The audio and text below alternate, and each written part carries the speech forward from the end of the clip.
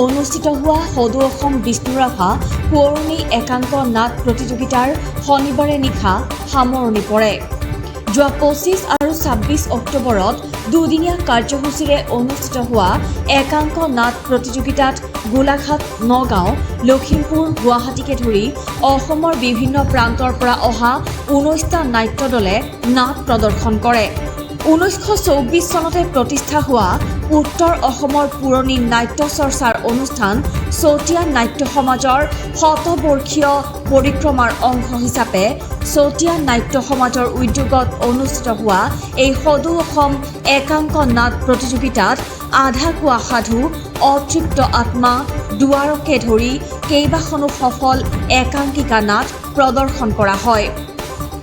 হাজাৰ হাজাৰ নাট্যপ্ৰেমীৰ উপস্থিতিৰে নাট প্ৰতিযোগিতাখনিৰ সফল সামৰণি পেলোৱাৰ বাবে সকলোকে চতিয়া নাট্য সমাজৰ সভাপতি তথা চতিয়া সমষ্টিৰ বিধায়ক পদ্ম হাজৰিকাই ধন্যবাদ জ্ঞাপন কৰে।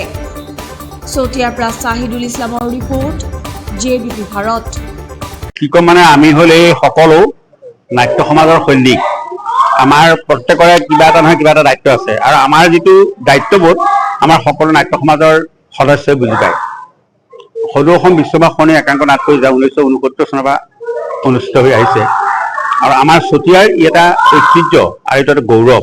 আৰু বিশেষকৈ আমাৰ যিগৰাকী সভাপতি নদুৱাৰ সমষ্টিৰ সন্মানীয় বিধায়ক পদ্ম হাজৰিকা, তেখেত এই বিষয়বিলাকত বৰ আগবঢ়োৱা।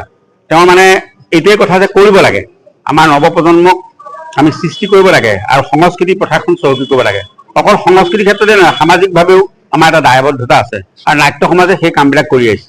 এতিয়া অসমৰ সৰ্বমুঠ 19টি দলে যোগদান কৰিছিল, তাৰ এটা 14-15টি দল আহিছে আৰু প্ৰত্যেকেই এটা নিজৰ প্ৰস্তুতি লৈ আহিছে। পৰিচালক আছে, ভাল নাট্যকাৰ আছে, ভাল অভিনেতা অভিনেত্ৰী আছে। গতিকে আমি আশা ৰাখিম এই সদৌ অসম বিষ্ণুৰাভা সোঁৱৰণী একাংক নাট প্ৰতিযোগিতাৰ জৰিয়তে অসমত নতুন নতুন শিল্পীৰ জন্ম হওক আৰু চতিয়াৰো সাংস্কৃতিক জগতখন চহকী হওক। সকলোৱে আমি আপোনালোকক নমস্কাৰ জনাইছোঁ আৰু এই বতৰি যাতে অসমৰ ৰাইজে গ্ৰহণ কৰে আৰু আগলৈ যাতে আমাৰ কাৰ্যসূচীসমূহত যোগদান কৰে। ধন্যবাদ। চতিয়া নাট্য সমাজৰ সৌজন্যত সদৌ অসম একাংক বিষ্ণুৰাভা সোঁৱৰণী একাংক নাট প্ৰতিযোগিতা আমাৰ আচলতে চতিয়াৰ এটা ঐতিহ্য।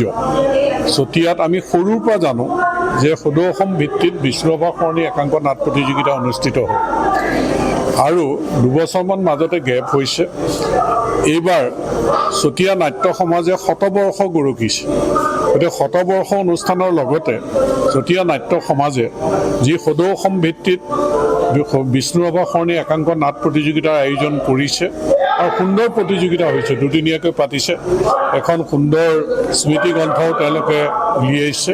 গতিকে নাট্য সমাজলৈ মই ধন্যবাদ জ্ঞাপন কৰিছোঁ আৰু চতিয়াৰ ৰাইজে যেনেধৰণে সকলো গাঁও মিলি যিখিনি সহযোগিতা আগবঢ়াইছে আৰু নাটকৰ লগত জড়িত, সাংস্কৃতিক ক্ষেত্ৰৰ লগত জড়িত ব্যক্তিসকলে যিখিনি সহযোগিতা আগবঢ়াইছে, যে চতিয়াখন সাংস্কৃতিক জগতত এটা পৰিচিত নাম। গতিকে ইয়াৰ গৰিমা নিশ্চয় বৃদ্ধি হ'ব আৰু নাটকৰ ক্ষেত্ৰতো নতুন প্ৰজন্মক আমি উৎসাহিত কৰিবৰ কাৰণে, জড়িত কৰিবৰ কাৰণে, প্ৰতিষ্ঠিত কৰিবৰ কাৰণে, চতিয়াৰ ঐতিহ্য ৰক্ষা কৰিবৰ কাৰণে আজি এই সদৌ অসম ভিত্তিত হোৱা সদৌ বিষ্ণুৰাভা একাংক সোঁৱৰণী নাট প্ৰতিযোগিতাৰ জৰিয়তে আমাৰ অঞ্চলটোৰ নাম জিলিকিব বুলি মই আশা কৰিছোঁ আৰু নাট্য সমাজলৈ ধন্যবাদ জ্ঞাপন কৰিছোঁ।